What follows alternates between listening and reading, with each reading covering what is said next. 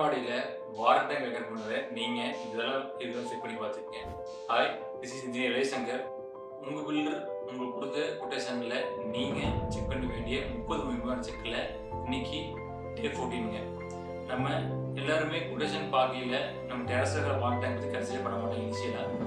நீங்கள் இனிஷியலாகவே பாருங்கள். ஃபஸ்ட்டில் 3 முக்கியமாக செக் பண்ண வேண்டியது என்னென்னா, எத்தனாயிரம் லிட்டர் வைக்கிறாங்க அப்படிங்கிறது பார்த்துருக்கேன். எத்தனை பாத்ரூம் இருக்குது, அதுக்கு லிட்டர் போதுமானதான் பார்த்துருக்கேன்.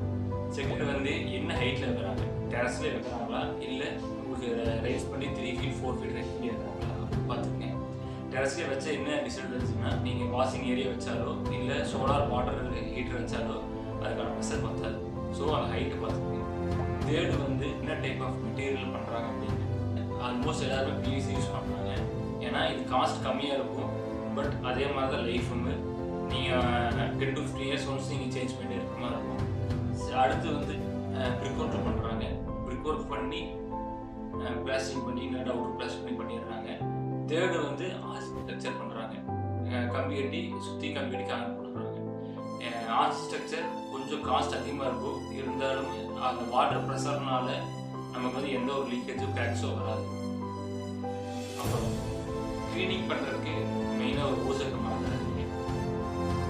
பிவிசியில் அந்த மாதிரி க்ளீனிங் செல்ஃப் க்ளீனிங் டேங்க்ஸே வந்துடுச்சு. ஆர்சிசி அண்ட் பிரிக் ஒர்க்கும் பார்க்கல நீங்கள் க்ளீன் பண்ணுறதுக்கான கேடோட டைப் சேர்க்க மறந்தாங்க.